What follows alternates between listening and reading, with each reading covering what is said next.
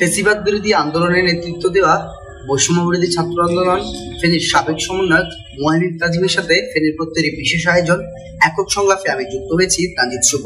নতুন বাংলাদেশে ফেনীর রাজনীতির সহাবস্থান, নির্বাচন এবং সামগ্রিক পরিবেশ নিয়ে আমরা কথা বলার চেষ্টা করব তার সাথে।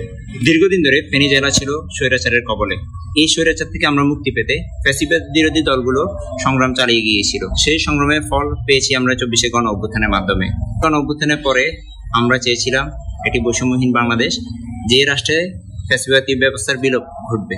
24শে গণ অভ্যুত্থানের পর বছর না ঘটতেই আমরা দেখতে পাচ্ছি ফ্যাসিবাদ বিরোধী দলগুলোর মধ্যে বিভাজন স্পষ্ট হচ্ছে। তাদের মধ্যে যে ঐক্য ছিল সেই ঐক্য বিনষ্ট হচ্ছে। তাদের মধ্যে ইতিমধ্যে কাদা ছোটাছুটি শুরু হয়েছে।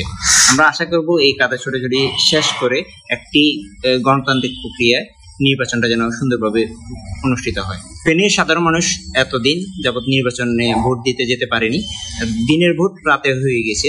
আমরা চাই যে একটি গণতান্ত্রিক দেশে নির্বাচন ভোটাধিকার মানুষের অধিকার, এই অধিকার যেন সবার থাকে এবং সবাই সুষ্ঠুভাবে যেন ভোট দিতে পারে, এটাই আমাদের চাওয়া পাওয়া। আমরা বিগত বছরগুলোতে এই জেলায় অস্ত্রের ঝঞ্ঝনানি দেখেছি, মানুষের উপর অত্যাচার দেখেছি।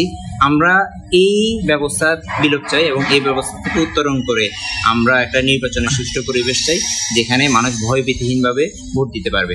মধ্যে ফেনী 2 বার বন্যার কবলে পড়েছে, মানুষ এটা নিয়ে শঙ্কায় আছে এবং আমরা আমাদের এই ফেনী জেলা ক্রমবর্ধমান জেলা হিসেবে এখানে কোনো পাবলিক বিশ্ববিদ্যালয় নেই, মেডিকেল কলেজ নেই। আমরা চাই এরকম একটি মেডিকেল কলেজ কিংবা পাবলিক বিশ্ববিদ্যালয় ফেনীতে হোক। ফেনী জেলা হচ্ছে যে প্রবাসী নির্ভর একটি জেলা, তো এখানে বিনিয়োগের একটা সুব্যবস্থা থাকা উচিত আমি মনে করি। এবং ফেনীর পর্যটন কেন্দ্রগুলো যদি দেখেন, এগুলো অব্যবস্থার মধ্যে দিয়ে যাচ্ছে।